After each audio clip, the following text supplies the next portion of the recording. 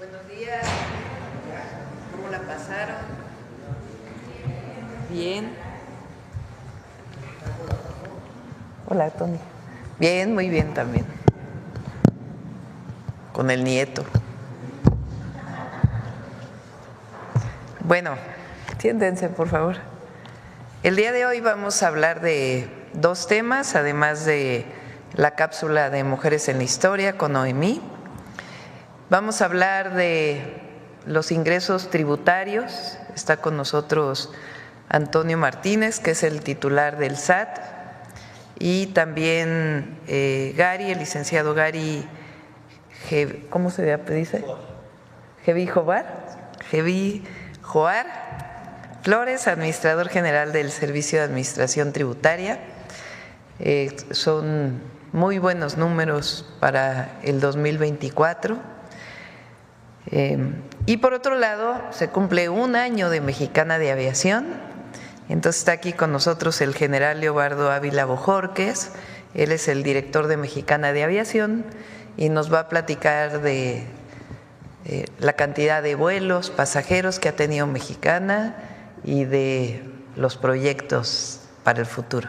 Entonces vamos a empezar con el SAT, después Mexicana y después contestamos sus preguntas. Adelante. Gracias.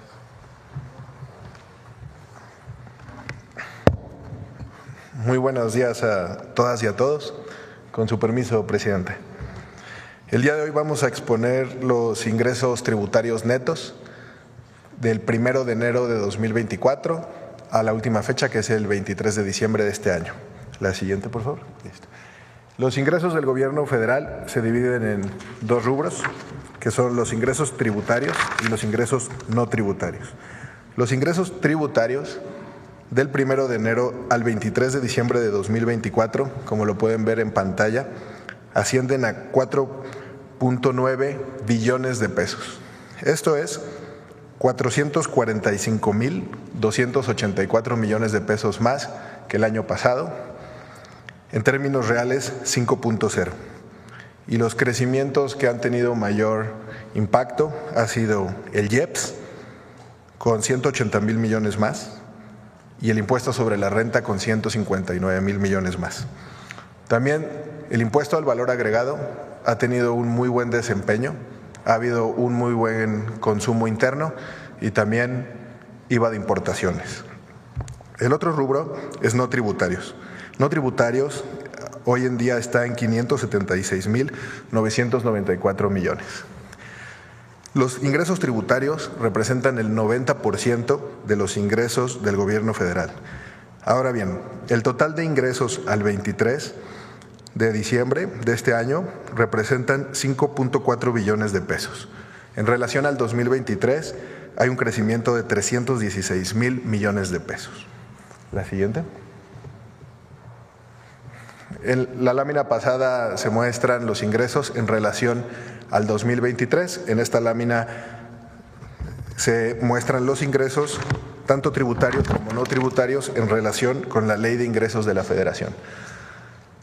La Ley de Ingresos de la Federación para 2024 en los tributarios asciende a 4.942.030 millones de pesos. Al 23 de diciembre tenemos un cumplimiento del 99.5% en tributarios y en no tributarios ya se tiene un cumplimiento del 107%. Todavía resta una semana para que termine el año y durante todos estos días sigue ingresando a la hacienda pública ingreso.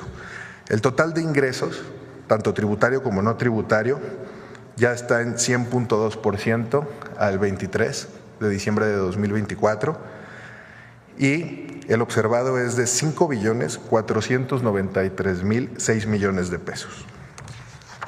Finalmente, aquí se muestra una gráfica de los ingresos tributarios desde el 2018. Del 2018 al 2023, las cifras se dan de enero a diciembre, al 31 de diciembre, y la del 2024 es al 23, como ya mencioné. Aquí podemos ver el fortalecimiento de los ingresos tributarios del gobierno federal. Desde el 2019 a la fecha se ha fortalecido. Ahorita tenemos un crecimiento de 5% y pasamos de la recaudación del 2018 de 3 billones a este año en cerrar con casi 5 billones de pesos. Vuelvo a señalar que los tributarios representan el 90% de estos ingresos. Y finalmente, agradezco a todas y a todos los contribuyentes que durante este año han cumplido con sus obligaciones fiscales y han cumplido con el artículo 31, fracción cuarta de la Constitución Política de los Estados Unidos Mexicanos de aportar de manera proporcional y equitativa al gasto público. Muchas gracias, presidente.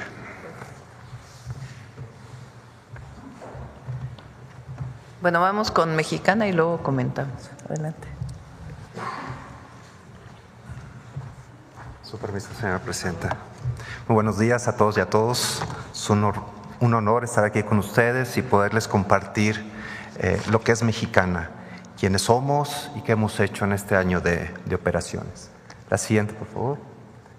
Bien. La siguiente, por favor.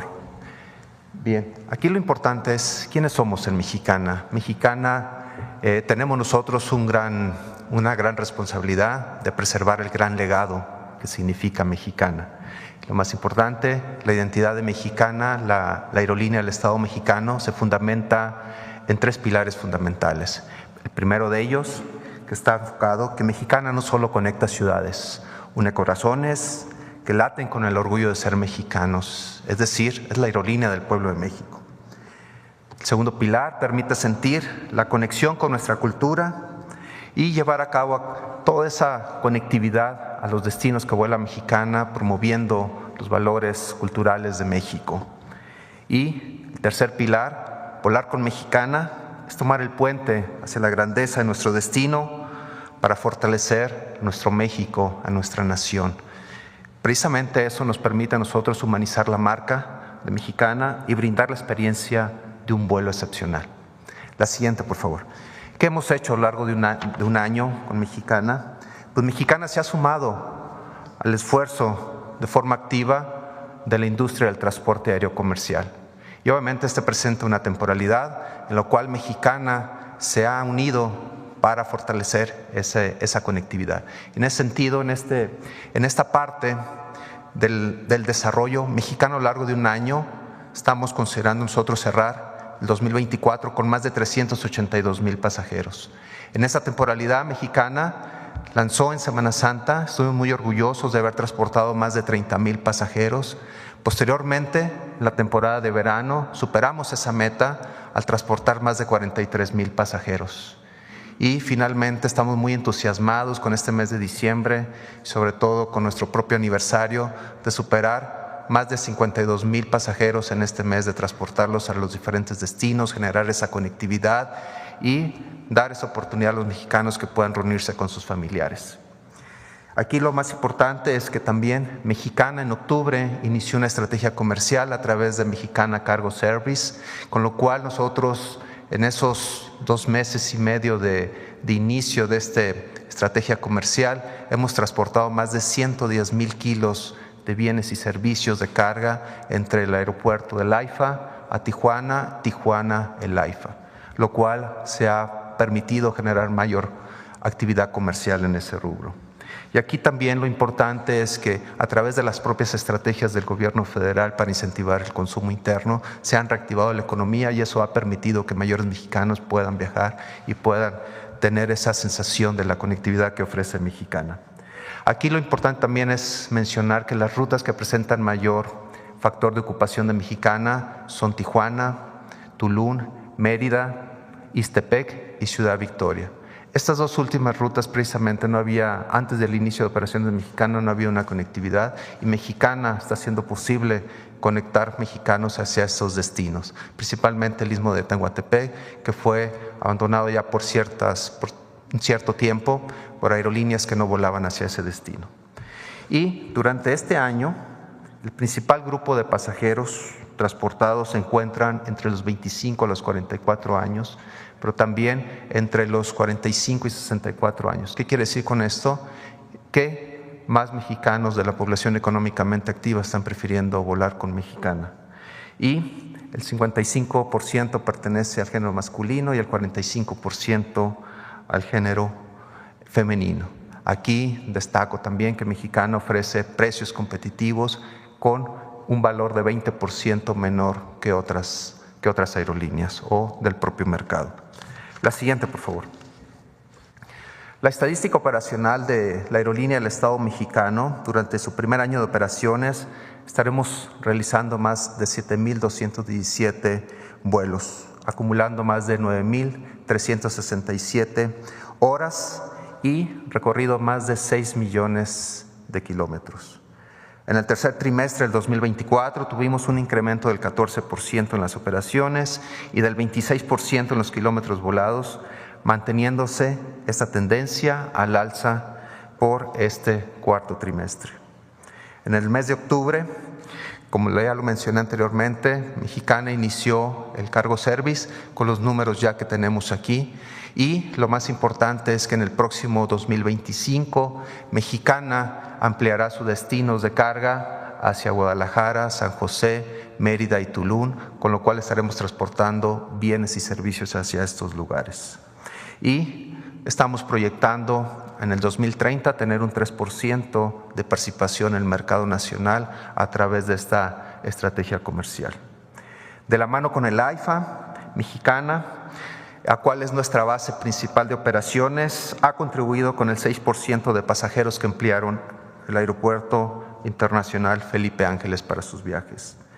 Mexicana, conocedora de la demanda de los pasajeros por un servicio eficiente y de calidad a un precio justo, se constituyó como la aerolínea más puntual del AIFA.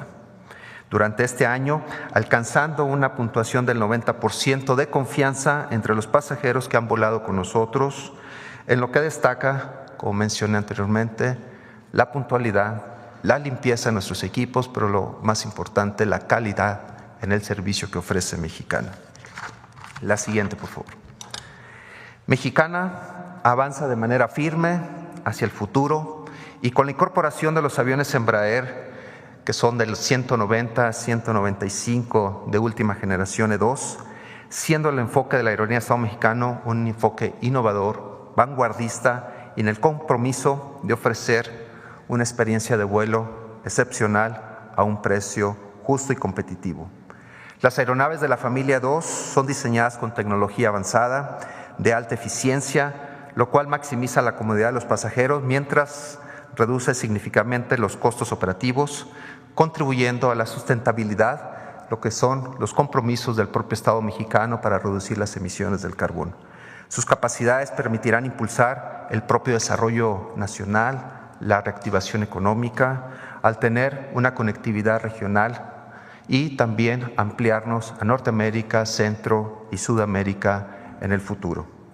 Mexicana será el único operador de este tipo de aeronaves, los cuales en el transcurso de 3 años conformarán una flota de 20 aviones nuevas, modernas, eficientes, seguras, que nos permitirán incrementar las capacidades operativas para la conectividad aérea. Como se van a estar recibiendo las aeronaves, se van a recibir 5 el próximo año, se van a recibir 7 aeronaves para el 2026 y 8 aviones para el 2027 para estar complementando y poder nosotros generar una conectividad a más de 5.5 millones de pasajeros. La siguiente, por favor. Y aquí lo importante, Mexicana hoy está celebrando su primer año de reinicio de operaciones y tenemos muchas sorpresas, tenemos muchas acciones que estamos realizando, la difusión a través de nuestras redes sociales para informar al pueblo de México precisamente los logros que ha tenido Mexicana a lo largo de este año. También estamos ofreciendo promociones en nuestros puntos de venta, en nuestros canales que son a través de la página web de Mexicana, mexicana.gov.mx, para que hagan sus compras con precios accesibles, precios competitivos, que permita generar esa conectividad precisamente a todos los mexicanos. Y tendremos una celebración a bordo precisamente en los vuelos de hoy, que vuela a Tulum, a Tijuana, a Mérida, y estamos muy emocionados para poder compartir esto. Pero también hacemos una invitación a todos aquellos que no han tenido la oportunidad de volar con Mexicana, que nos brinden esa oportunidad precisamente para poder nosotros ofrecerles esa experiencia de vuelo, pero también ese trato humano tan cordial que ofrece Mexicana en cada uno de sus vuelos. Y finalmente, quiero agradecer a la señora presidenta porque precisamente el proyecto de Mexicana lo incluyó dentro de sus 100 compromisos como el pilar para el segundo piso de esta cuarta transformación. Muchas gracias, señora presidenta. Y también a nuestra coordinadora de sector que ha sentado las bases para generar las capacidades operativas y de gestión de Mexicana. A continuación, si me permite, señora presidenta, estaré proyectando un video para compartírselos al pueblo de México.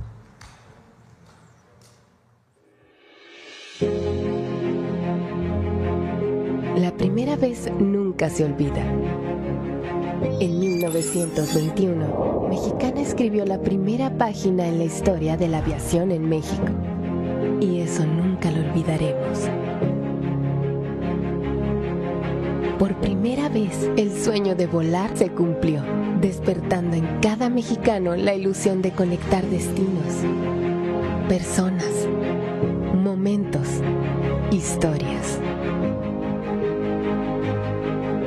Hoy hace un año, Mexicana remontó el vuelo con la misma ilusión de esa primera vez y con el orgullo de volver a contar con un equipo comprometido, apasionado, un equipo que comparte el mismo sueño. Desde los técnicos que aseguran el funcionamiento del avión y el personal que coordina todos los detalles en tierra, hasta los pilotos y sobrecargos que hacen de nuestros viajes un placer.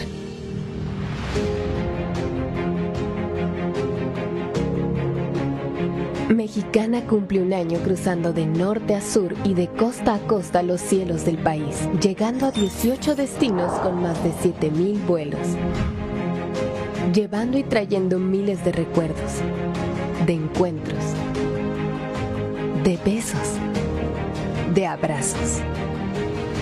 Pero en Mexicana no solo cumplimos un año, también cumplimos metas, cumplimos expectativas y sobre todo, cumplimos contigo.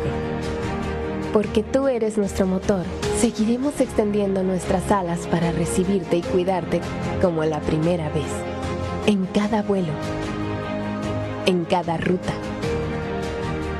en cada aterrizaje, en cada despegue. Porque el servicio y atención a nuestros pasajeros son el corazón de Mexicana. Ha pasado solo un año y el futuro de Mexicana ya se ve con claridad.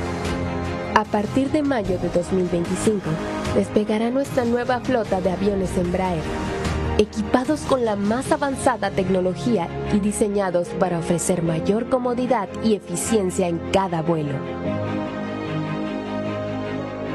Este nuevo viaje refrenda nuestro compromiso con el progreso de México y contigo. Como la primera vez, como siempre, Mexicana. La primera siempre será la primera.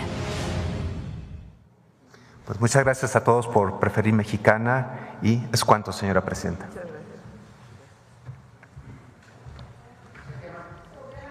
Bueno, a ver, antes. A ver, pon los ingresos.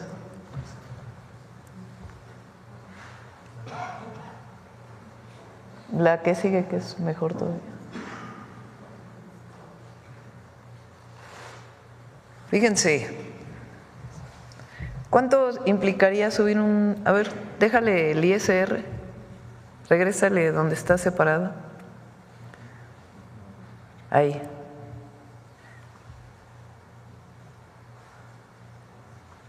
Fíjense, 5% en términos reales incrementó el ingreso. Son 445,284. 445,000 millones de pesos más de ingresos. Es como 1.5 del PIB de ingresos adicionales. Del 23 al 24, sin aumentar impuestos. Es decir, el trabajo del SAT lo que ha hecho es cobrar impuestos de manera adecuada no permitir los privilegios del pasado y al mismo tiempo fortalecer al SAT para seguir incrementando los ingresos tributarios, y los no tributarios fue por la decisión en su momento del presidente López Obrador de bajar el porcentaje de impuestos o de derechos que paga Pemex. Esa fue la parte. Pero aún así, los no tributarios están cumpliendo con la ley de ingresos que se presentó para el 2024. Y los tributarios también, porque quedan una semana que estamos seguros que se va a cumplir con la meta. Esto es parte de la esencia de la Cuarta Transformación. Sin aumentar impuestos, sencillamente combatiendo la corrupción y los privilegios, se incrementan los ingresos. Y el próximo año la meta es similar. Es decir, un porcentaje similar de incremento sin aumentar impuestos y manteniendo el derecho de Pemex como nuevo derecho. ¿Se acuerdan que lo planteamos? El derecho de explotación para el bienestar del pueblo de México, que es 30% solamente de Pemex. Y estamos seguros que lo vamos a cumplir. Entonces es sencillamente honestidad, que es lo que caracteriza al equipo del SAT. Eso es muy importante porque en ningún otro país se plantea la esencia de combatir la corrupción y los privilegios para tener más ingresos para el erario. Eso es algo que solamente se plantea en nuestro país. Y esta idea de que hay que hacer una reforma fiscal todavía hay oportunidad de incrementar los ingresos. Y además, todos los mexicanos y mexicanas deben pagar impuestos. Y mientras más ingresos, pues el porcentaje es mayor. Sencillamente, esto permite la distribución de la riqueza y del ingreso. Esa es la gran diferencia entre el pasado neoliberal, que condonaba todos los impuestos, se prohíbe la condonación, se cobran bien los impuestos, no hay corrupción y hay los ingresos que representó el 2024. Al cierre, el 30, vamos a presentar los indicadores económicos del país cerrando 2024, pero pues es un muy buen número que refleja pues lo que es la transformación del país. Y Mexicana, vienen 5 aviones el próximo año, 2025, llegan 5 aviones más de 20 que se adquirieron, aviones Embraer de Brasil, se adquirieron para Mexicana de Aviación. Ya conocen la historia de Mexicana, prácticamente la quebraron después de la privatización. Se abandonó a las y los trabajadores. Con el presidente López Obrador se llegó a un acuerdo con ellos, se sigue cumpliendo ese acuerdo y se recupera la línea de aviación del pueblo de México. Pues son 2 buenas noticias. A ver, ahora sí, adelante. Gracias, Presidenta. Sandra Aguilera, de Grupo Larsa Comunicaciones. Presidenta, ¿y cómo va el tema del pago de impuestos del señor Ricardo Salinas? O sea, ya los pagó, ¿cómo va? Porque pues tenía por ahí una deuda muy grande y se habían parado. Entonces quería preguntarle acerca del tema. Sigue en tribunales. Esperemos a ver si antes de que termine el periodo de los actuales representantes o ministros de la Corte, pues pueda resolverse. Gracias, Presidenta. Por otro lado, quiero agradecerle e informarle sobre el tema que le solicité de la Ciudad de México, del acerca de un problema que había y está siendo atendido amablemente por el secretario Alejandro Encinas. Y por otro lado, hace unos meses le solicité al presidente Andrés Manuel López Obrador un tema de medicinas oncológicas y médicos que estaban solicitando en el ISSSTE del Estado de México. Quiero agradecerle principalmente a la exdirectora del ISSSTE, Berta Alcalde, y a su equipo, además de la gobernadora Delfina Gómez, que fue atendido esto. Me escribieron para avisarme porque fue una solicitud de muchas personas y quiero agradecerlo públicamente. Y a la vez quiero preguntarle, quiero saber cuál es su opinión acerca de que haya sido nombrada fiscal Berta Alcalde. Pues es una mujer honesta, ella además tiene especialidad en derecho penal, conoce el tema, y en la Ciudad de México esto es importante. A diferencia, creo que es la única entidad de la República en donde él o la fiscal los nombra una comisión. No participa la jefa de gobierno en la decisión de quién es la fiscal. Es una comisión que elige el Congreso. Esta comisión abre una convocatoria, se presentan candidatos, candidatas a fiscales, se hace una valoración de su currículum, se les entrevista y ellos toman la decisión de quién es el fiscal, es decir, es una decisión independiente de la jefatura de gobierno. Entonces, va a ser un buen trabajo, Berta. Gracias. Por otro lado, Presidenta, nos han estado denunciando casos de dengue en niños y bebés en lugares donde no había, como son Nuevo León, Jalisco, Guanajuato, Michoacán y Estado de México.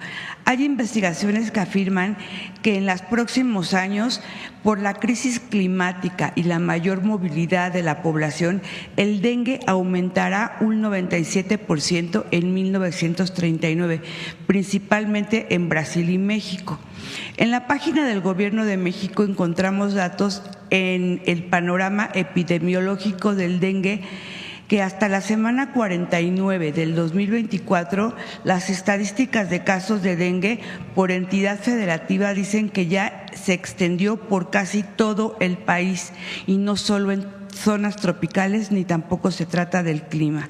El 42% de casos confirmados corresponden a Jalisco, Veracruz, Guerrero y Morelos. En el 2023 cerrará con 56,333 y en el 2034 en la semana 46 iba en 126,931, es un gran incremento en un año. El gasto generado por ser paciente contagiado del dengue oscila entre los 4,141 pesos hasta los 136,536 pesos por cada persona. En Brasil se están llevando acciones preventivas para evitar la infección del dengue. Quisiera saber si en México ya se tiene alguna estrategia, si se cuenta con una vacuna o algún medicamento para la prevención. Muchas gracias, Presidenta. El dengue es transmitido por un mosquito que particularmente le gusta, su hábitat es agua estancada. Entonces, las estrategias de prevención del dengue tienen que ver con la participación ciudadana, las propias secretarías de salud de los estados y la Secretaría Federal para desarrollar esquemas de fumigación. Este año se dio un presupuesto especial para la atención, en particular en Guerrero, donde fue el efecto del huracán John, para evitar pues que hubiera incremento de esta enfermedad. Y el doctor Kersenovich de Secretaría de Salud tiene un programa especial para erradicar el dengue en México, que tiene que ver con diversas acciones preventivas. Entonces, si quieren, la próxima vez que venga Salud, les pedimos que presenten la estrategia de dengue o para erradicar el dengue, y tiene que ver pues con mucha participación de la ciudadanía, de los gobiernos municipales, estatales y del gobierno federal. Carlos. Doctora Presidenta, ¿cómo está? Carlos Guzmán de 4 Media Telecomunicaciones y también de Notisur. Preguntarle dos temas, específicamente impuestos. Hablaba del tema de la recaudación, el 5% que se va a obtener, pero usted tiene una área, bueno, recuerdo que en la Ciudad de México se llamaba ADIP, es consultarle cuánto se prevé de recaudación de más el próximo año que entre en vigor las reformas o lo que está trabajando en el tema tecnológico para eficientar lo que es la recaudación de impuestos, Pepe Merino y todo el equipo. Le pregunto porque yo como contribuyente pues tengo a veces problemas hasta para hacer mis facturas, pero es preguntarle cuánto se eficientará más el próximo año la recaudación o cuánto podría aumentar con esa reforma tecnológica que se planea hacer, doctora. Sí. ¿Quieres platicar cómo no sé si traes esa parte de la presentación, si no lo platicas, de cómo se han disminuido los trámites ya? Gracias, presidente. Gracias por la pregunta. Bueno, el año que entra los ingresos tributarios tienen un aumento, va a ser de 4.9 billones de este año a 5.3 billones. Hemos estado haciendo una estrategia que consiste para el año que entra en 3 factores. Recaudación, que es acompañamiento al contribuyente; fiscalización, que es a través de modelos de riesgo revisar quién no está cumpliendo; y la principal, que es la de atención al contribuyente. Atención al contribuyente tiene que ver con simplificación y con digitalización, las cuales hemos trabajado con la agencia digital, y lo que ya hicimos en octubre fue emitir reglas en la miscelánea fiscal para aumentar el padrón de contribuyentes, hacerlo más sencillo. Hoy en día, únicamente para sacar el Registro Federal de Contribuyentes se necesita llevar la INE. Ya quitamos el requisito del domicilio y quitamos el requisito del prellenado. También estamos revisando varios trámites para hacerlos más sencillos, tanto para personas, que lo llamamos personas físicas, como para empresas, que lo llamamos personas morales. Y esa simplificación tiene que ver con mayor agilidad para hacer el trámite y para que los contribuyentes no tengan que tener esa carga. En tanto el alta al registro federal como la firma electrónica, que esos son los 2 principales trámites que estamos recibiendo. Pero también tenemos un plan para que a partir del año que entra modificar el portal y que todos los aplicativos sean mucho más rápidos, porque cada 17 de cada mes las personas tienen que estar haciendo su declaración. En el tema de repecos, ¿qué se va a hacer? Bueno, yo soy repeco, así se le denomina en el tema fiscal, pero ¿qué se planea hacer? Porque sí, a veces sí, le digo, hasta la misma página del SAT tiene problemas para cargar lo que son las facturas, tienes que esperarte a veces 20 minutos para validar tu factura en internet. ¿Se planea hacer algo con eso? Del RECICO, que es el régimen simplificado de confianza, hemos recibido durante ya todo este año cuáles han sido las inconsistencias. Y para el año que entra vamos a aplicar, por ejemplo, se exenta de la declaración anual, únicamente van a tener que entregar los pagos provisionales, y también algunas coordinados, cooperativas que eran socios van a poder ingresar.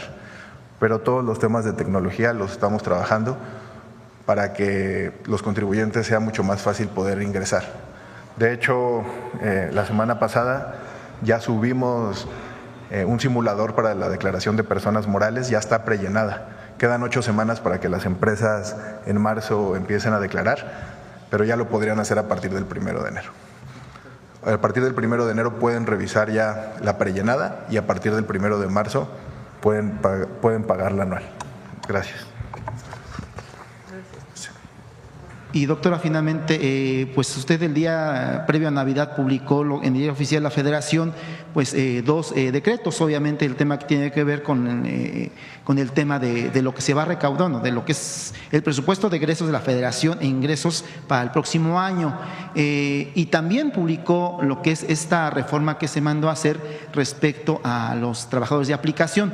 Me quiero detener básicamente en el tema de los trabajadores de aplicación porque ha habido mucha controversia.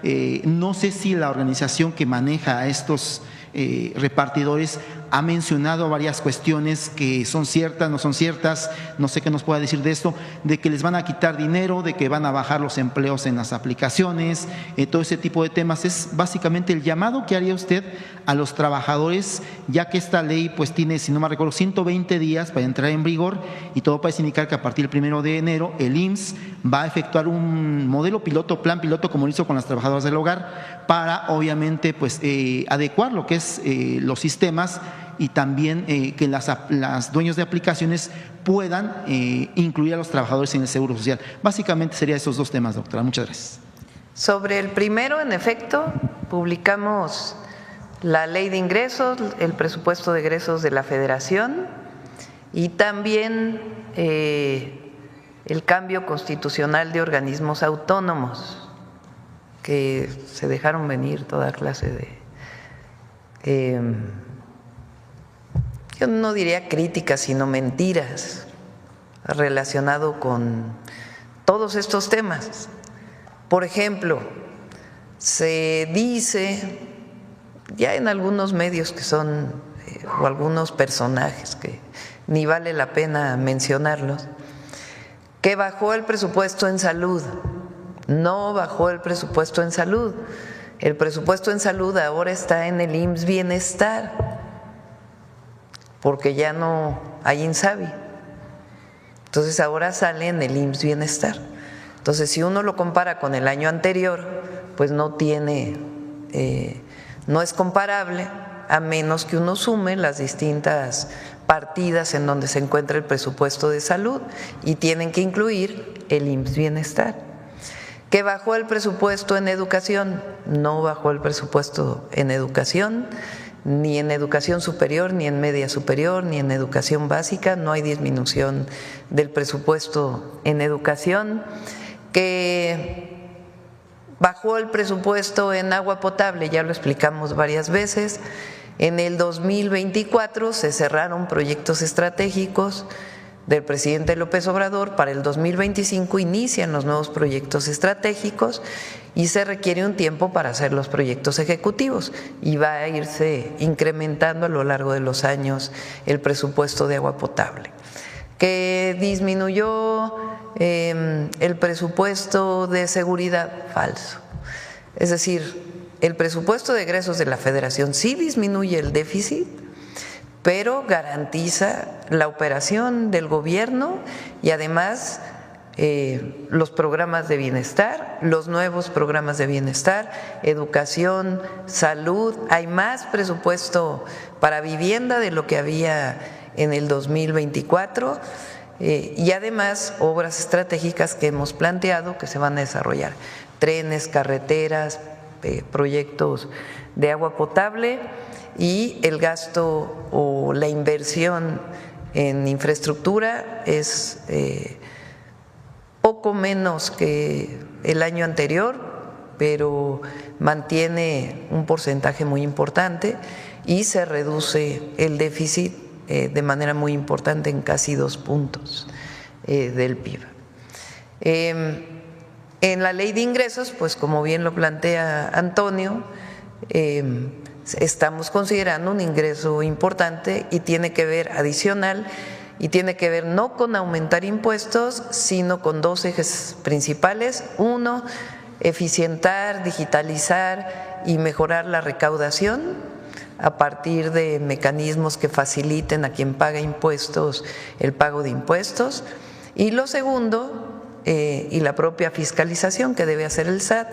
Y lo segundo, ya lo hemos planteado varias veces, mejorar la operación de las aduanas, que también va a garantizar un ingreso muy importante. Entonces, de esos dos, de los organismos autónomos ya lo hemos planteado. En el caso del IFT y de COFESE, se crea un organismo descentralizado cuya cabeza de sector es economía, y su objetivo central es evitar mayor concentración de servicios y producción de bienes. Es decir, es un organismo cuya función esencial es disminuir los monopolios, que no cumplió con esa función ni el IFT ni COFESE, que por cierto el IFT nos regaló unas cuantas concesiones antes de cerrar, que se va a echar para atrás eso, ya lo vamos a presentar aquí. Queriendo seguir, quisieron hacer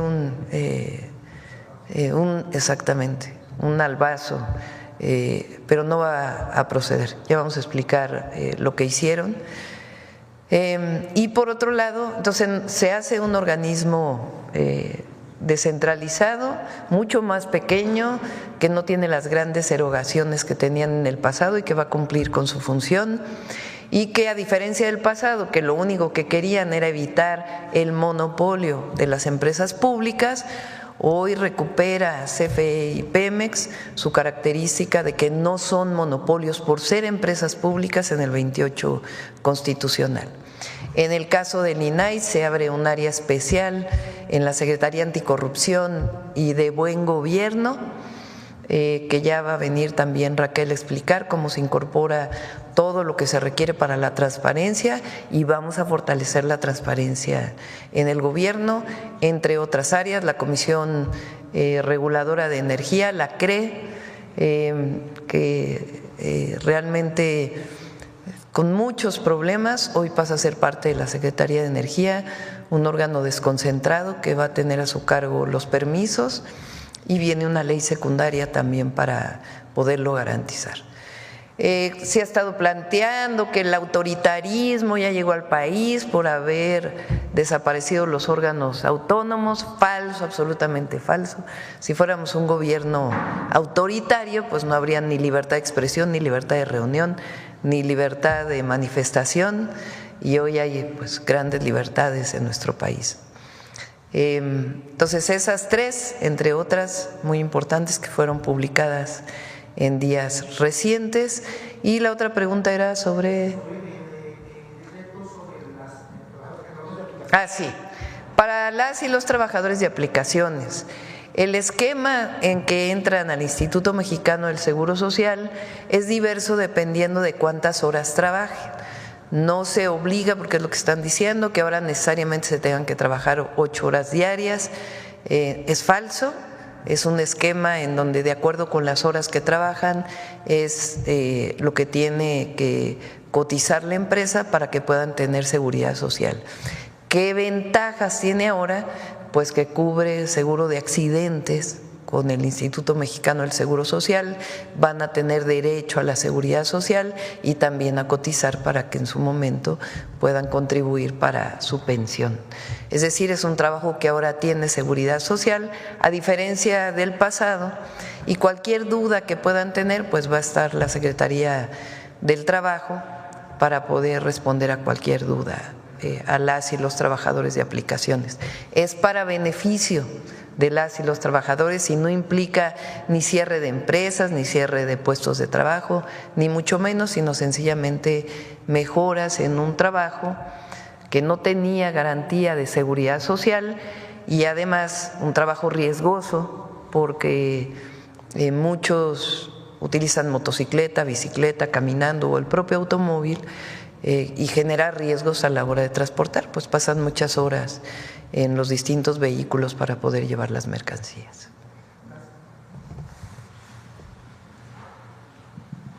Gracias, Presidenta. Buenos días. Rodrigo Muñoz, de NX Noticias. La primera, son cuestiones rápidas. La primera de ellas, saber su opinión. Hace 2 días estuvo con la gobernadora Delfina Gómez y con la jefa de gobierno Clara Brugada revisando el avance del trolebús Chalco-Santa Marta, saber cómo va esta obra, si todo marcha en orden. Sí, probablemente, o lo más seguro es el compromiso, se inaugure en abril. Y van a quedar 3 estaciones pendientes para los siguientes meses. Tuvo un problema de retraso porque se encontró una tubería de drenaje, y tuvieron que moverla y tuvieron que hacer un bypass, y eso cambió un poco el proyecto y tuvo sus complicaciones, pero eso ya se resolvió y ahora están pues prácticamente avanzando. Hay un tramo que es el tramo 2, que es la conexión que va de Santa Marta hacia el oriente. Ese tramito es justamente donde se encontró este ducto y es donde ocurrieron los retrasos, lo demás prácticamente está terminado y esperamos que en los siguientes meses, a finales de enero, vamos a recorrer nuevamente la obra. Es una obra muy importante y además con un modelo de movilidad que pues solamente existe en México. Es un modelo de movilidad que es con trolebuses, es decir, transporte eléctrico que no contamina, y en segundo nivel o a nivel en algunas partes de la carretera a Puebla, que es un carril confinado, segundo piso, como llamamos normalmente, pero exclusivamente para transporte público, y va con trolebuses. Dependiendo de la cantidad de pasajeros puede aumentar el número de trolebuses. Todos los trolebuses ya llegaron, entonces estará funcionando pues en abril. Ese es el objetivo. Se conecta con el trolebús elevado que hicimos en la Ciudad de México cuando fui jefa de gobierno, que va por Iztapalapa. Entonces va por Ermita Iztapalapa, son 8 kilómetros que ya funciona. Entonces viene de Chalco, se suben al trolebús, van por la carretera a Puebla, prácticamente es todo el recorrido, llegan a Santa Marta, Catitla, ahí pueden transbordar al metro o pueden seguir hasta la línea 8 del metro, que es la conexión en Constitución de 1917. Y ahí va a tener 2 bajadas, que ya está terminando también el gobierno de la ciudad, para poder llegar a nivel hasta Mixcoac. Entonces es en realidad un nuevo sistema de transporte público confinado con trolebuses.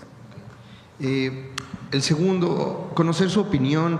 Estos días la Comisión Temporal de Presupuesto del INE, pues al parecer ya planteó la reducción del 52.2% para realizar la elección al Poder Judicial y que esta quede en poco más de 6,000 millones de pesos. Conocer su opinión al respecto.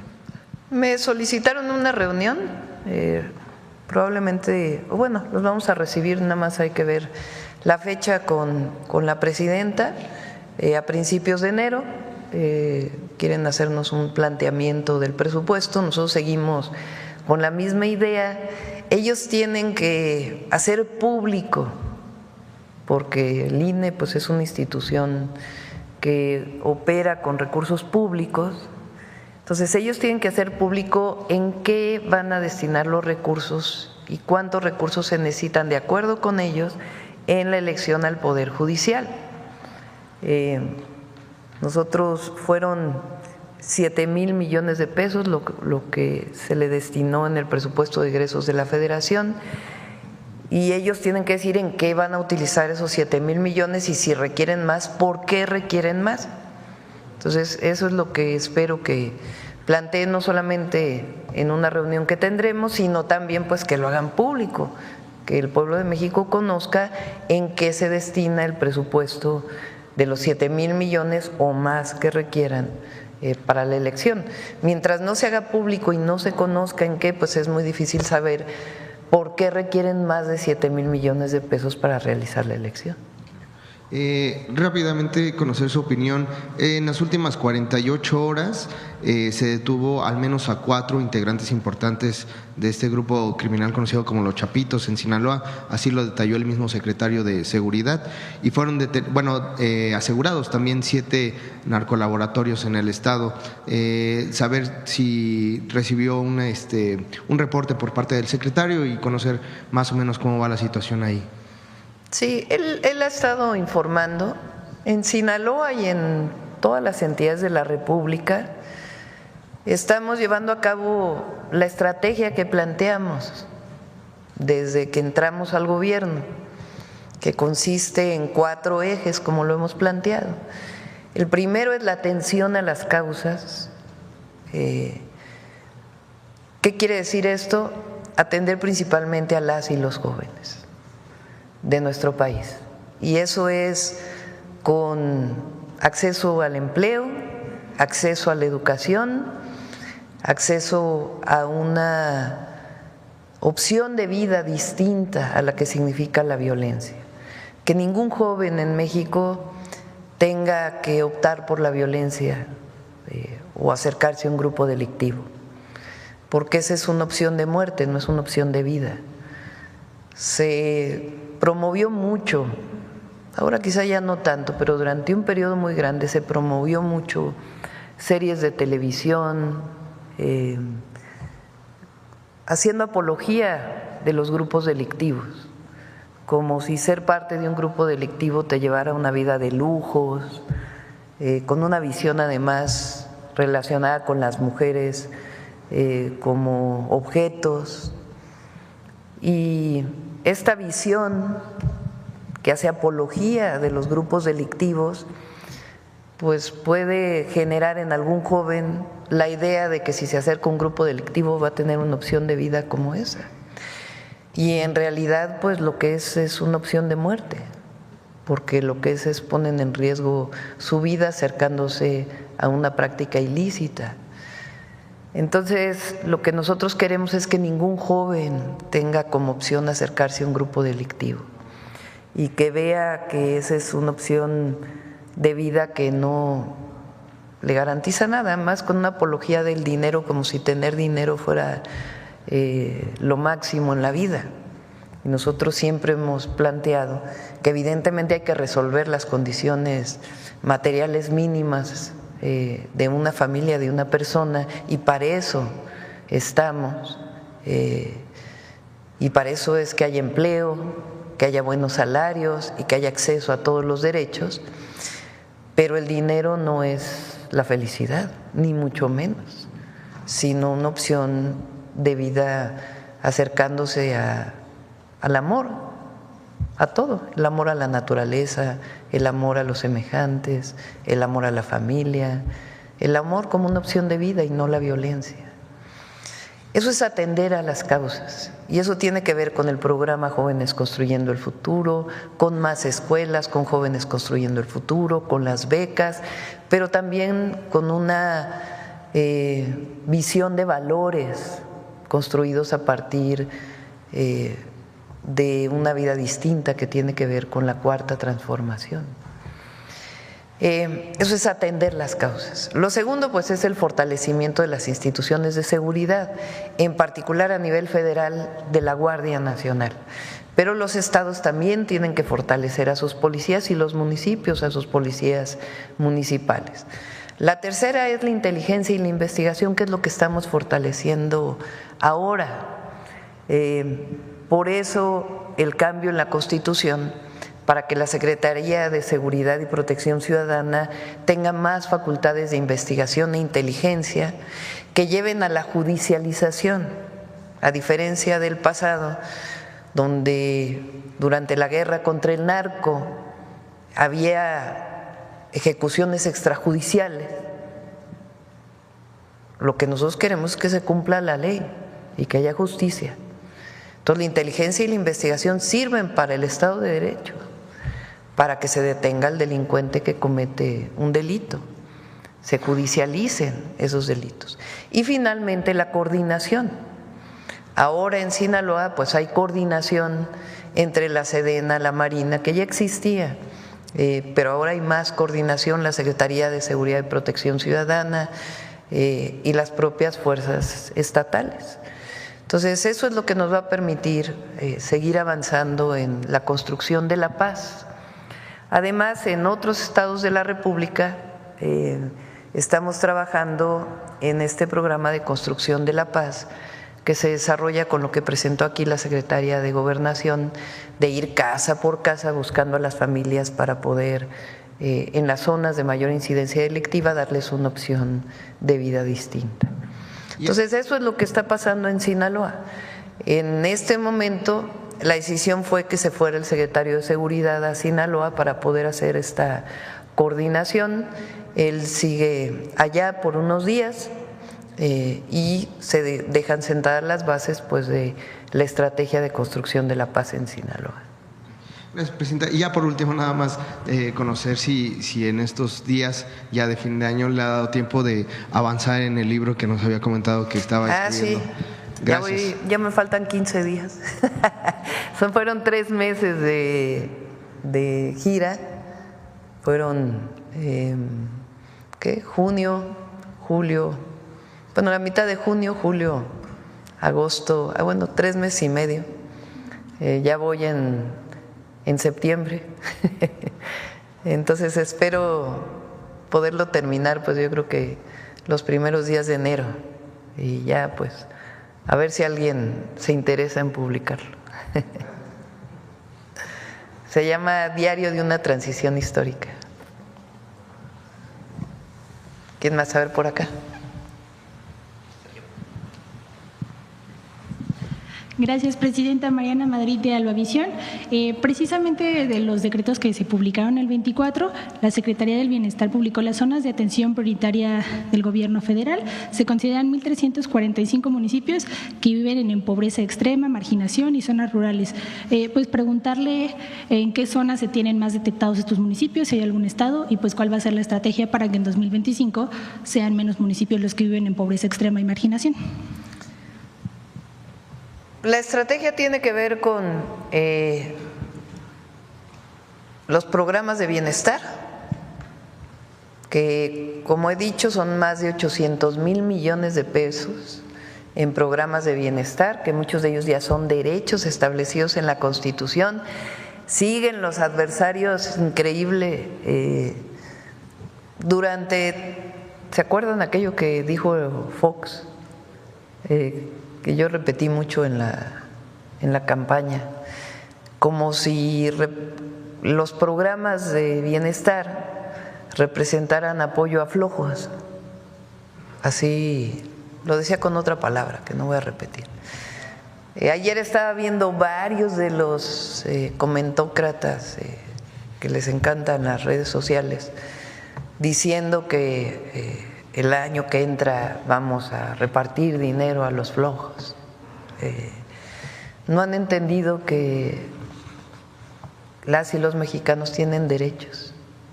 Ya no es el periodo neoliberal donde eran considerados mercancías o privilegios, la educación, el acceso a la salud, la pensión. Entonces, son más de 800,000 millones de pesos de programas de bienestar. Los programas de bienestar que ya existían con el presidente López Obrador y los 3 nuevos programas, que es apoyo a mujeres de 60 a 64 años de edad.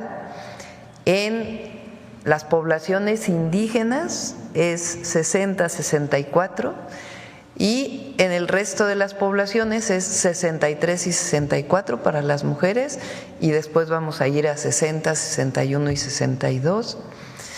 El segundo es la beca universal para todos los niños y niñas. Iniciamos con secundaria, con la beca Rita Cetina. Y el tercero es salud casa por casa, que inicia en febrero. Ya se está convocando y contratando a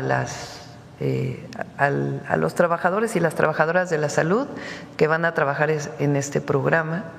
Entonces, ese es lo primero. Lo segundo, aumentar el salario mínimo. El próximo año el aumento al salario mínimo es del 12%, seguimos incrementando y el objetivo es que cuando termine el sexenio, con un salario mínimo se puedan adquirir 2.5 canastas básicas. Ahora estamos por debajo de 2, en cerca de 1.7 canastas básicas. La idea es que podamos terminar con 2.5 canastas básicas. Esos 2 elementos fueron centrales para la disminución de más de 9 millones de personas o para que 9 millones de personas salieran de la pobreza en el sexenio anterior. Y estamos seguros que estos programas van a sacar todavía a más personas de la pobreza. Y por supuesto, el impulso al desarrollo económico en el país, que tiene 2 ejes. Uno, la inversión pública y el otro, pues, la inversión privada, que en los 2 casos también va a ser muy importante en el próximo año. Además, hay algunos programas en donde se destinan, cuando no son universales los programas sociales, se destinan recursos para estas poblaciones. Ahí estamos trabajando en 2 temas. Uno, un programa especial para las y los jornaleros agrícolas. Vamos a empezar en Sinaloa. Hay muchos jornaleros y jornaleras agrícolas que migran principalmente de Oaxaca, de Chiapas, algunos de Guerrero, a Sinaloa para la producción agrícola, principalmente a Sinaloa, aunque no solamente, también Sonora y algunos otros estados, pero principalmente Sinaloa. Ahora se vive en mejores condiciones que lo que era en el pasado, pero de todas maneras hay mucho que avanzar en vivienda, en educación para los niños y para las niñas, en apoyo particularmente a las mujeres. Migra toda la familia por 5 o 6 meses para la producción agrícola y luego regresan a sus poblaciones. Ahí tenemos un programa especial que ya lo vamos a informar. Y además, por ejemplo, el programa de apoyo a madres trabajadoras es principalmente en las zonas de mayor rezago económico o mayor marginación. Gracias. En otro tema, el 23 de diciembre se reunió con el diputado Monreal para checar la agenda legislativa del próximo año, saber cuáles van a ser las prioridades en el Congreso para 2025. Sí, nos reunimos con Ricardo, estuvo Nacho Mier también porque Adán estaba fuera de la ciudad, para plantearles varios temas. Tenemos que, se va a hacer un periodo pues de revisión de la ley del Infonavit para que pueda ser aprobada, y vienen varias leyes muy importantes que tienen que ver algunas con leyes secundarias de las reformas constitucionales que se plantearon.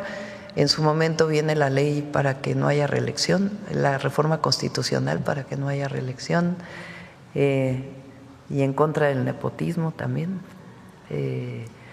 Y varias leyes, son alrededor de 20 que vamos a presentar para el próximo periodo de sesiones. Ley de adquisiciones, ley de obra pública, que tienen modificaciones muy importantes, y otras leyes muy importantes para fortalecer las transformaciones secundarias, las transformaciones constitucionales en leyes secundarias. Viene todas las leyes secundarias de Pemex y de Comisión Federal de Electricidad. Entonces es una agenda legislativa muy importante. Gracias. Y finalmente, en el tema de Estados Unidos, en caso de que el presidente electo Donald Trump decida hacer una deportación masiva, ¿ha considerado el gobierno federal reunirse a lo mejor con mandatarios o cancilleres de otros países para, en dado caso, tener un plan de contingencia para poder coordinarse y enviar a esos migrantes a sus países? Sí, el canciller Juan Ramón de la Fuente está hablando con algunos otros países cuyos habitantes cruzan el territorio nacional para llegar a la frontera norte, y por supuesto que nosotros vamos a seguir defendiendo a los mexicanos y mexicanas, es lo que nos corresponde en Estados Unidos, y en caso de que haya deportaciones, prepararnos para poderles dar la bienvenida y la insistencia a Estados Unidos de que la repatriación se haga a los distintos países de origen. El canciller ya lo va a explicar él, pero con varios países, particularmente Centroamérica, y siempre pues vamos a estar cerca porque si bien tenemos un tratado comercial con Estados Unidos y Canadá, siempre vamos a estar cerca de América Latina. Por acá. Gracias, Presidenta. Juan Bautista, de Voces del Periodista. Creo que es un tiempo muy importante para la reflexión, sobre todo hoy que concluye casi el año, y estamos viendo la reconstrucción en términos totales del Estado mexicano. Lo que fue desmontado desde hace 30 años, por ejemplo, con Miguel de la Madrid, con Salinas, la industria pesquera, la portuaria, la aviación, por ejemplo, ¿no? La parte bancaria después, la parte de la salud. Hoy estamos viendo que hay una recuperación, incluso esta cifra del crecimiento de los 5 billones por recaudación fuera, que se le denominaba de manera despectiva a Pemex la gallina de los huevos de oro, que estaba en déficit. Hoy tenemos una franca recuperación, incluso una ampliación de las facultades del Estado mexicano. Yo quisiera preguntarle cómo le explicaría en forma sencilla a la gente llana, por decirlo así, en un término de acercamiento, esta reconversión y esta recuperación de las facultades del Estado, que son distintas, incluso se han ampliado, ¿no? Incluso creo que debería haber una política de difusión para explicar que hoy es distinto lo que se está viviendo y lo que se está proponiendo. Por ahí algunos periódicos de corte económico señalan, bueno, es que Pemex redujo su producción en el mes de noviembre. Sí, pero todavía no está a Dos Bocas, el AIFA ya es autosuficiente, están en proyecto el inicio de los 3,000 kilómetros para todo el sexenio y estamos viendo también el incremento de los planes del bienestar. Creo que estamos en una fase superior de la reconstrucción del Estado mexicano. Sería mi primer comentario. Durante 36 años, lo que se llamó el periodo neoliberal, yo diría que lo caracterizó 3 lineamientos. El primero, la idea de que el mercado iba a resolver todos los problemas y que el Estado lo único que tenía que hacer era regular al mercado. Ni regularon al mercado, porque ahí están todos los monopolios privados que existen a la fecha.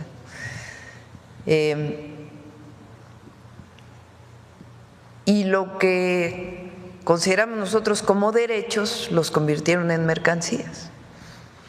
Pero entonces, la idea de que el mercado resolvía todos los problemas y para ello el Estado debía participar o no debía participar de ninguna manera en la economía.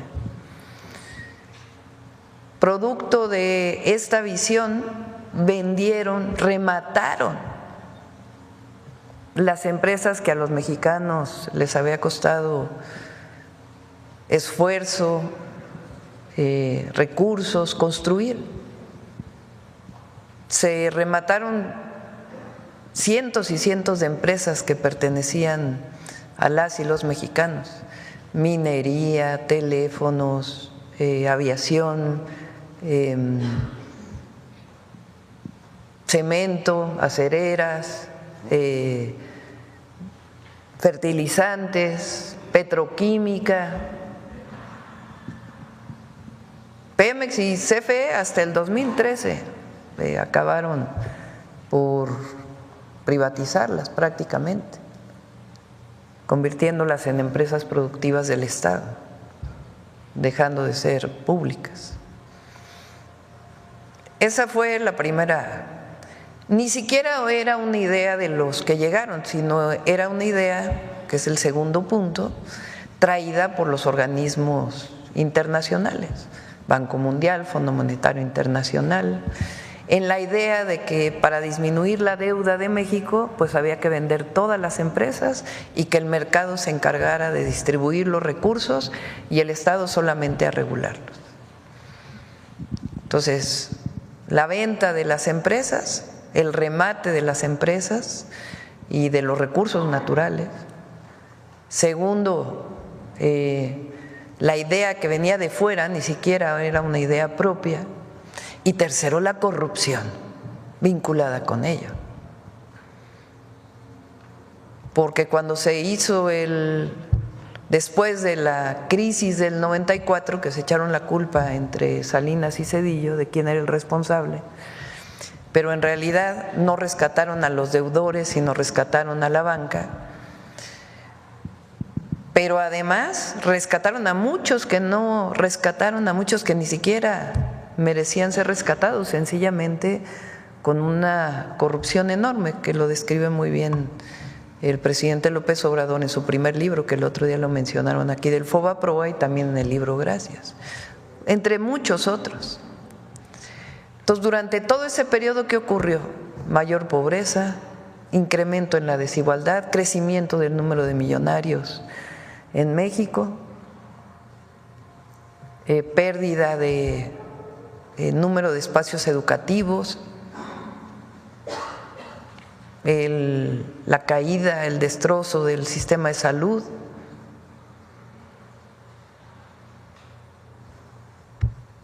Y además una pérdida de valores y una visión de que la historia de México, desde los pueblos originarios hasta las tres grandes transformaciones, no era precisamente lo que había que rescatar o visualizar, sino los valores estaban fuera de México.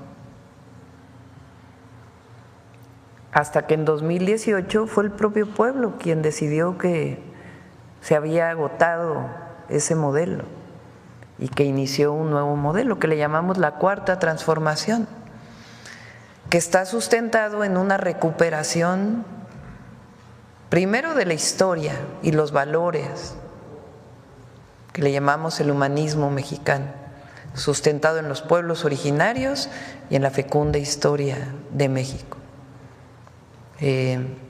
Segundo, en la recuperación de los derechos del pueblo de México.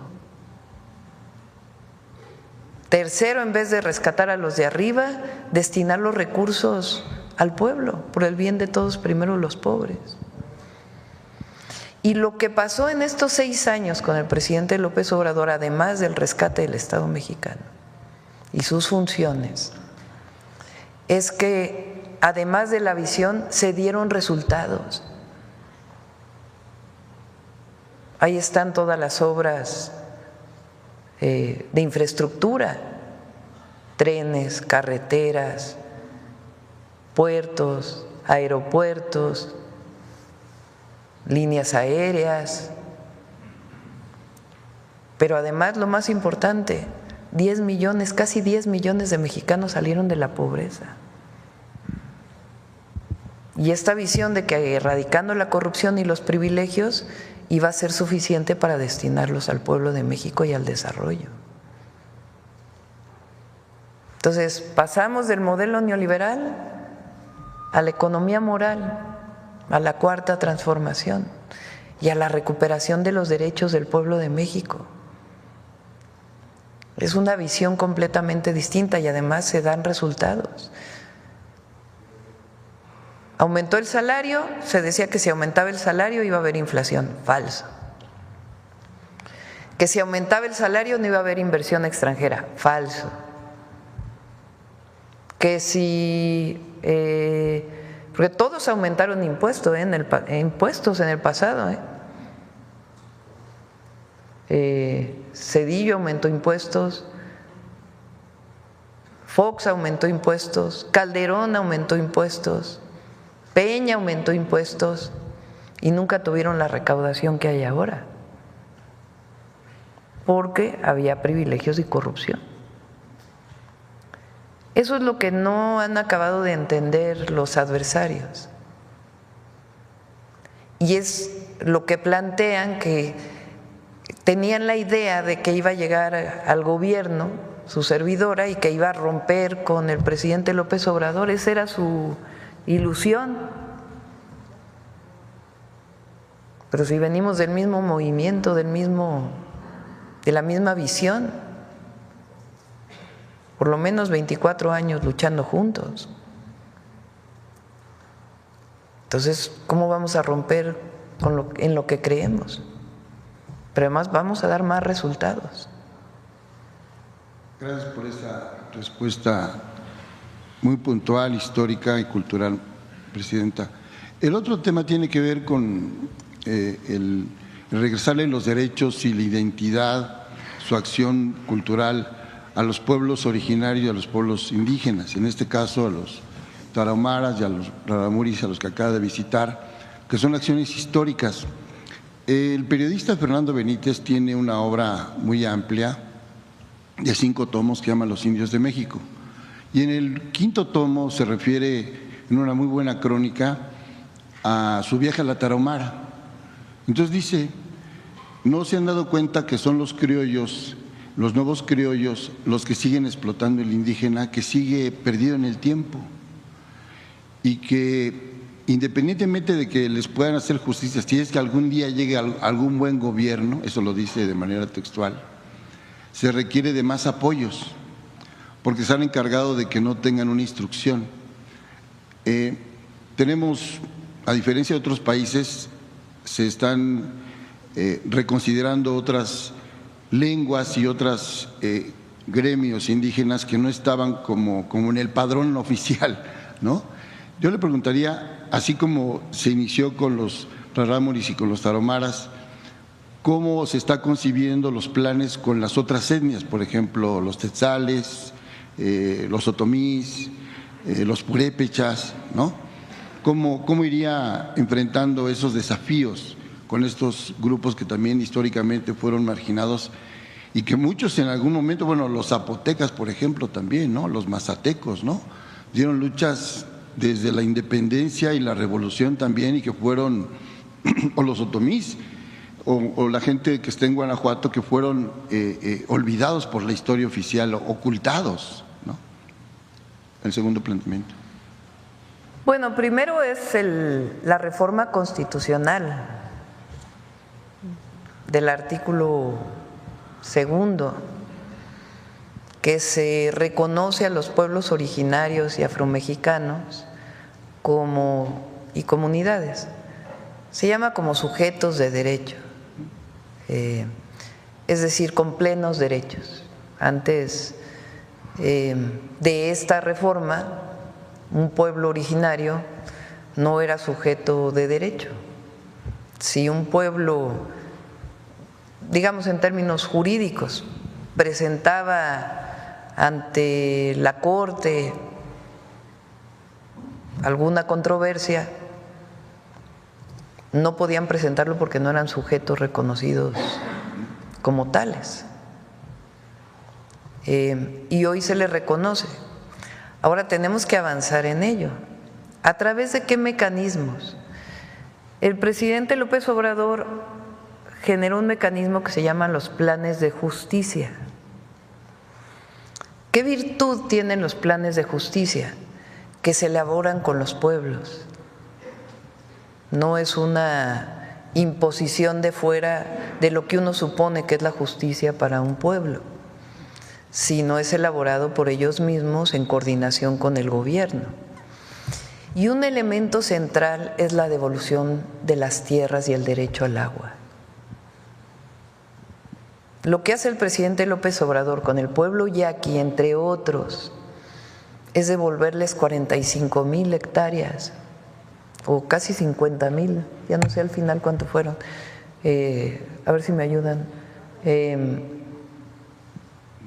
45,000 o 50,000 hectáreas de su tierra. El presidente Lázaro Cárdenas les devuelve tierras, pero nunca hace un decreto, pero no se aplica. ¿Qué hace primero? Lo primero que hace el presidente López Obrador cuando llega con el pueblo yaqui es otorgar o pedir perdón al pueblo yaqui, aprovechando el tema del perdón, por lo que el Estado mexicano le hizo al pueblo yaqui, desde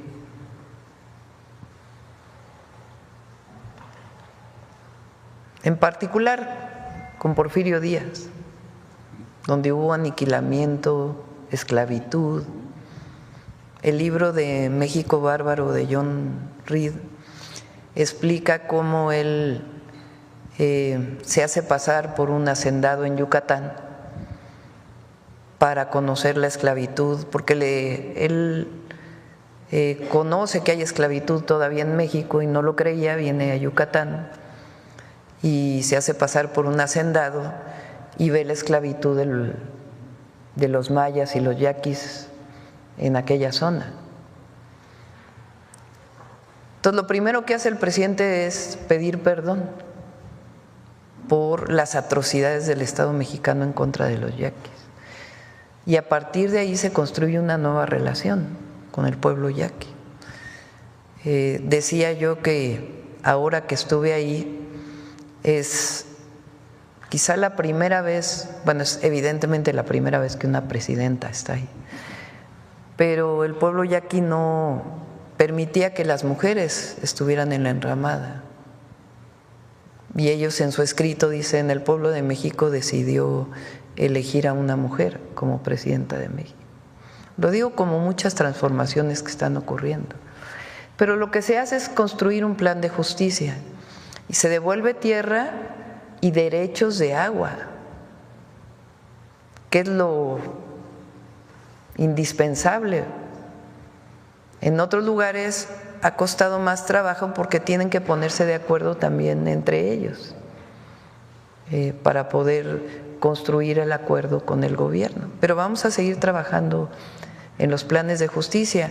Y ahora con el pueblo rarámuri, ¿qué fue lo que hicimos? Entregar tierras. Si alguien ha sido despojado es el pueblo rarámuri en la Sierra Tarahumara, que tiene una forma de vida muy especial. Entonces ahora devolvimos tierras en una forma especial que es como comunidad indígena, es decir, el reconocimiento de tierras que son o compradas o expropiadas de manera concertada para poder devolver estas tierras. En México hubo una reforma agraria que culminó con Lázaro Cárdenas, pero después de eso, con el cambio constitucional en 1992 para quitar el ejido, pues hubo de nuevo concentración de tierras en muchas manos. Entonces vamos a seguir con los planes de justicia y se elaboran a través del Instituto Nacional de Pueblos Indígenas. Gracias, Presidenta. El tercer planteamiento nos los hacen pobladores del Estado de México, principalmente del municipio. John Turner, perdón. ¿Perdón? John Turner, dije John Reed. John Turner. Sí, Turner. Sí, porque Reed también tiene escritos México, y es el único periodista sepultado en la Plaza Roja, fíjese. Bueno, paso por acá. El tema, Presidenta, tiene que ver con una denuncia que realizan los pobladores del municipio de Ecatepec, de la Avenida de los Insurgentes, esquina con Calvario. Lo digo con esa precisión, Presidenta, porque hay una empresa gasera, que voy a emitir su nombre, pero que tiene 5 años, donde llegó a un predio que estaba abandonado, lo compraron, se arreglaron con la autoridad en turno y metieron unos tanques para tener ahí una venta de gas. Entonces llegó la autoridad y les clausuró, porque cerca está el tecnológico, está la catedral como a 800 metros, hay una maderería, hay otras escuelas secundarias. Entonces los planes de urbanismo y de protección civil impiden que ese tipo de gaseras estén cerca de esos lugares. Y en estos días tenemos videos y las denuncias y los escritos que han ingresado a la parte del municipio y también a la oficialía de partes del gobierno del Estado de México, pero estos señores empresarios insisten en abrir, pase y cueste lo que cueste. Entonces hay en estos momentos que la autoridad está como de vacaciones, ya están a punto de abrir. Entonces nos comentaron que si era posible presentarlo aquí como una denuncia. ¿En dónde es, perdón? En el estado de Ecatepec. En el municipio de Ecatepec. En el municipio, casi en la zona centro, en la colonia El Calvario, y la calle es el Calvario. Entonces está muy cerca de la catedral. Entonces hay una preocupación. Incluso el año pasado cerraron la avenida de los Insurgentes, llegaron hasta la caseta, llegó la fuerza pública y bueno, les dijeron que ya no iban a abrir. Entonces hoy tienen un grupo pues de estos tipos como grupos porriles que llegan para amenazar a la gente de que van a abrir y que nadie puede estar haciendo una denuncia. Entonces, ese planteamiento, Presidente. Sí, lo platicamos con si nos das los datos, sí, con la gobernadora. Sí, todos los datos. Ecatepec creo que tiene el cambio de gobierno municipal en estos días, a principios de enero, creo. Entra Azucena, se llama la presidenta municipal. Y a lo mejor están aprovechando el periodo de cambio de gobierno municipal, pero lo vemos con la maestra Delfina.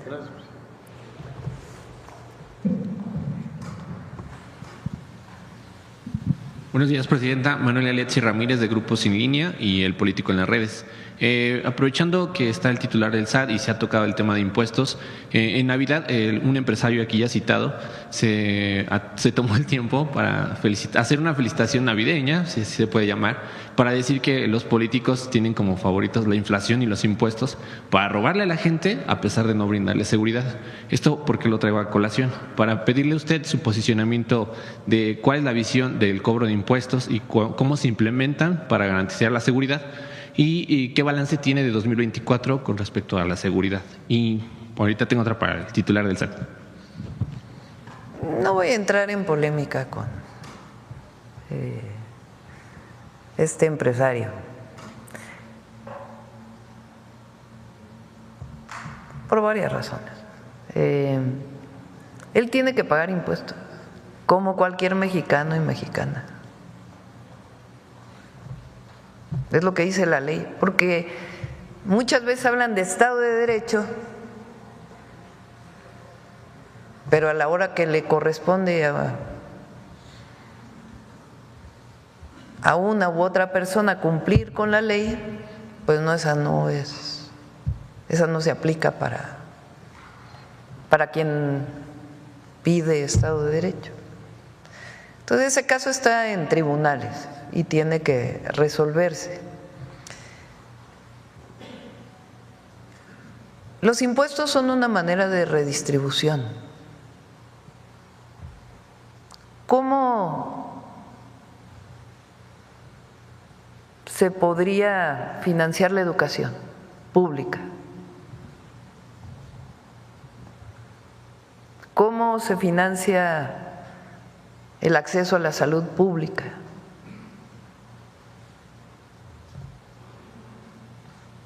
¿O quieren que todo sea mercancía? Porque en esta idea supuestamente se pone por encima de todo la libertad del mercado. Nada más que la libertad del mercado no es lo mismo para quien gane el salario mínimo que para el que tiene una enorme riqueza. Y es la idea de que el pobre es pobre porque no trabaja. Díganle eso a un campesino en México. O porque no tiene la posibilidad o la destreza para ser empresario. No. Es una visión distinta. Nosotros creemos en los derechos del pueblo. Y eso viene desde los sentimientos de la nación. Que tenga acceso a la educación el peón y el hacendado, el mismo derecho. ¿Qué sería México sin la educación pública?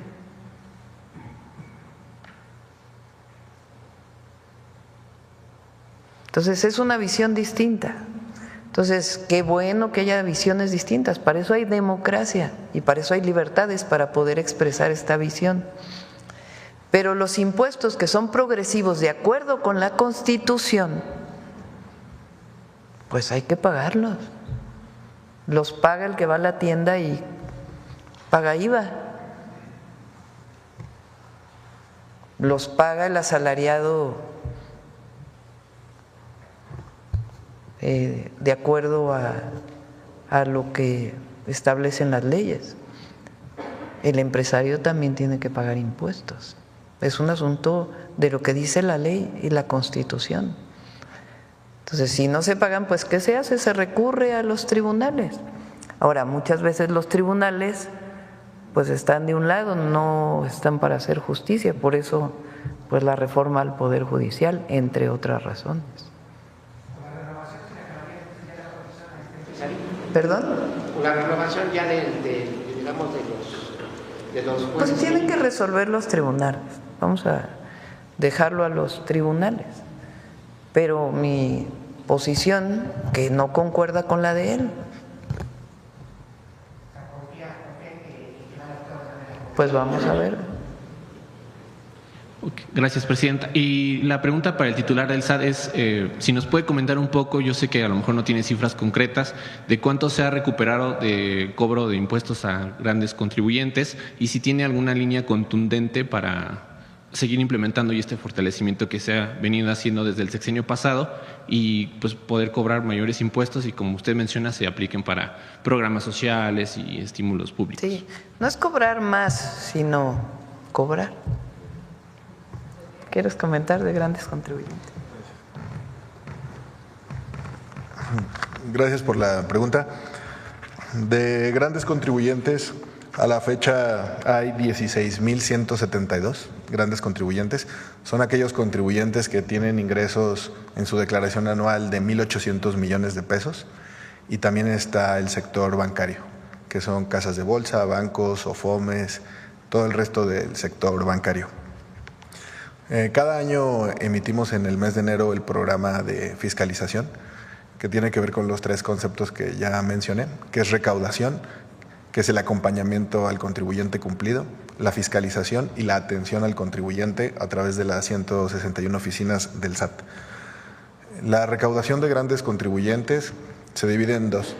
La voluntaria, que esa es la recaudación que ellos van pagando y se van autodeterminando, y la segunda tiene que ver con la fiscalización.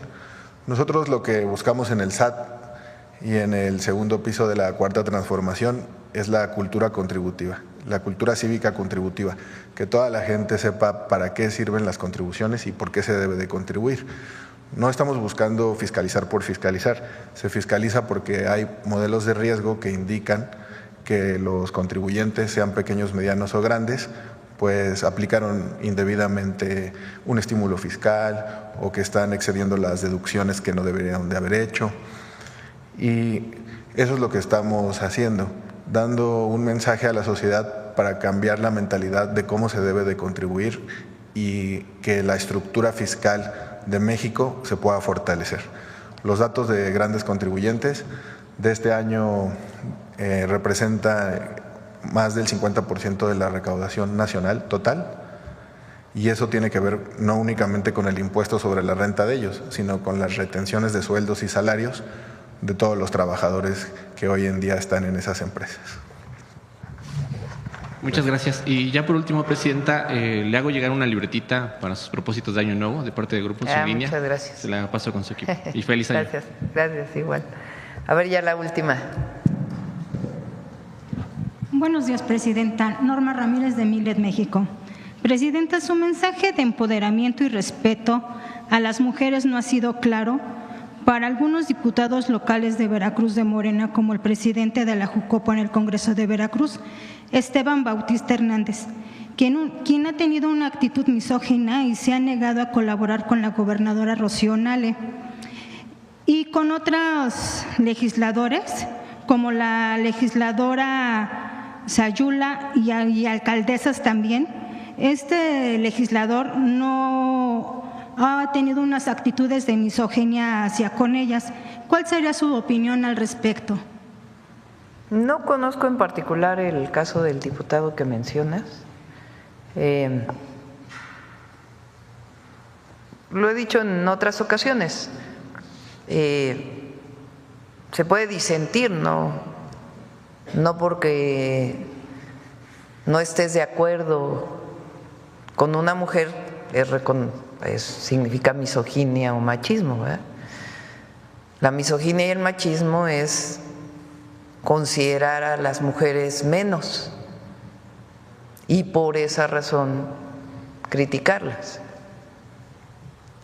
o no estar de acuerdo, pero tiene que estar sustentado en que la razón es por ser mujer. Entonces no conozco el caso del diputado, sí es el caso de que hay una opinión en contra, porque tiene una opinión en contra, pues tiene una visión en donde hay que debatir los puntos de vista. Si es por el hecho de que es mujer la gobernadora, pues entonces sí es considerado misoginia. Entonces habría que ver en particular, no conozco el tema.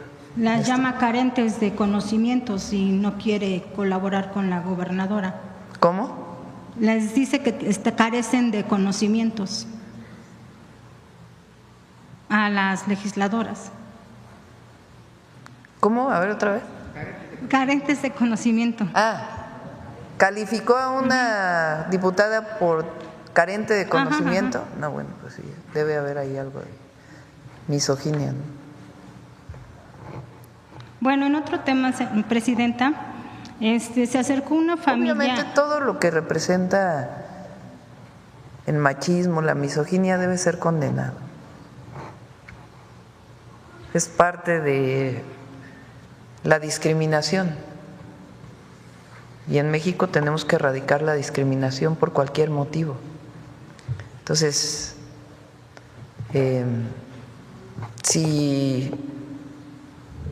este personaje o cualquier otro critica a una mujer por ser mujer, pues evidentemente tiene que ser condenada esta actitud. Y condenada quiere decir que no señalada, para que no vuelva a ocurrir. También hay casos de que se puede presentar una denuncia, pero el solo hecho de mencionarlo es importante. Gracias, Presidenta. En otro tema, Presidenta, una familia se acercó a nosotros, tiene una tradición de más de 100 años en el sector hotelero en el estado de Yucatán y han sido objeto de extorsión y despojo de sus fuentes de trabajo. Ante la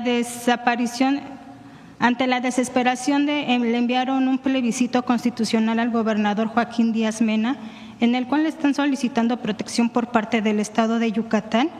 Ellos han aportado al desarrollo económico y social en este estado y también en el de Quintana Roo. En el año de 2022 irrumpieron violentamente en las instalaciones de 2 hoteles tomando posesión de ellos. Actualmente su razón social ha cambiado y operan en la clandestinidad. En el año 2023 la Fiscalía General de Quintana Roo inició una inusual investigación en la que derivó el aseguramiento de los hoteles para su entrega física y material a su propietario. Lo cierto es que dicha fiscalía se ha negado a realizar dicha entrega. La denuncia también se ha hecho ante la Fiscalía Especializada de Combate a la Corrupción, también una más ante la Comisión Interamericana de Derechos Humanos por denegación de justicia, infracción arbitraria y otras violaciones. Lo lamentable de todo esto es que estas instituciones que tenemos que están para proteger al pueblo, para hacer justicia, y lo único que en este caso evidencian es la corrupción que existe en ellas. Esta familia, Presidenta, le solicitan de su apoyo y dicen que qué pueden hacer los ciudadanos, a dónde más pueden acudir para interponer sus demandas, ya que tienen una inversión, el sureste tiene una inversión sumamente importante con la que apoyan al país. Si quieres, danos el caso y lo revisamos. Gracias, Presidenta. Sí, gracias. Noemí, ahora sí vamos a cerrar. ¿Aquí? Bueno, con el micrófono. Hola, muy buenos días a todas y a todos. Vamos a iniciar con una fotografía, tal vez una de mis fotografías históricas favoritas. ¿Reconocen esa fachada? ¿Cuál es? Exactamente, son las escaleras de la antigua Cámara de Diputados, se encuentra muy cerca de aquí, en la calle de Donceles. Y bueno, el día de hoy vamos a recordar una manifestación que tuvo lugar hace casi 90 años. La mujer que ustedes ven en la fotografía es una de las sufragistas más importantes que dio nuestro país en la década de los años 30, y vean el cartelón: Revolución, cumple tu promesa, emancipa a la mujer. O sea, yo creo que es un mensaje contundente. La siguiente fotografía también se alcanza a observar también la demanda por el reconocimiento del derecho político de las mujeres. ¿Quién fue esta mujer? ¿Qué tuvo que ver esta manifestación realizada hace casi 90 años aquí en la calle de Donceles? Veamos la siguiente cápsula. El 19 de diciembre de 1936, Margarita Robles se plantó frente a la Cámara de Diputados portando carteles donde exigía el voto y la emancipación de la mujer. Margarita Robles fue una maestra normalista y una de las más destacadas feministas, periodistas y escritoras de México durante la primera mitad del siglo XX, que impulsó el reconocimiento de la ciudadanía plena de las mujeres a través de mítines, artículos y conferencias. Participó en la Revolución Mexicana como propagandista. Hacia finales de la década de 1920, Robles se desempeñó como delegada honorífica de la Secretaría de Educación Pública en Nueva York. Durante esos años, desarrolló su activismo político en los Estados Unidos, donde conoció a sufragistas norteamericanas como Doris Stevens o Alice Paul. En 1931, publicó una compilación de sus conferencias bajo el título La evolución de la mujer en México, en donde defendía que la ciudadanía era un derecho y una obligación que la mujer debe compartir con el hombre. No hay ningún principio social, jurídico o moral que científicamente impida igualdad de hombres y mujeres ante la ley. Desde 1930 fue representante de México ante la Comisión Interamericana de Mujeres y participó en 1933 como delegada ante la 7ª Conferencia Panamericana en Montevideo, Uruguay, donde defendió: el movimiento en pro de la emancipación de la mujer ha nacido simultáneamente en toda nuestra América. No es solo un fenómeno local, ya sea de Cuba, México o de Uruguay. Es toda la América que se levanta. Es que las hijas menores han crecido y no quieren la tutela de los hombres por más buenos que estos sean. Anhelan ser sus compañeras y cooperadoras en todas las ramas de la vida. Venimos a pedir nuestros derechos por una sola razón, porque son nuestros y porque deben dársenos. Hemos venido llenas de esperanza y de optimismo, seguras de regresar a nuestras patrias, llevando un mensaje de liberación. Más tarde, y aprovechando su experiencia y contactos en los Estados Unidos y en América Latina, fundó la Unión de Mujeres Americanas, UMA, a la que logró integrar 49 organizaciones femeninas de todo el continente. Finalmente, el 17 de octubre de 1953, se emitió en México el decreto mediante el cual se reformaba la Constitución Federal y se garantizaba el voto femenino. Las mujeres participaron en elecciones federales por primera vez en las votaciones intermedias de 1955 y en las presidenciales de 1958. Sin embargo, aunque Margarita Robles no pudo votar porque falleció en 1954, su legado ha sido fundamental para la conquista de este derecho para todas las mexicanas y mujeres de todo el continente americano.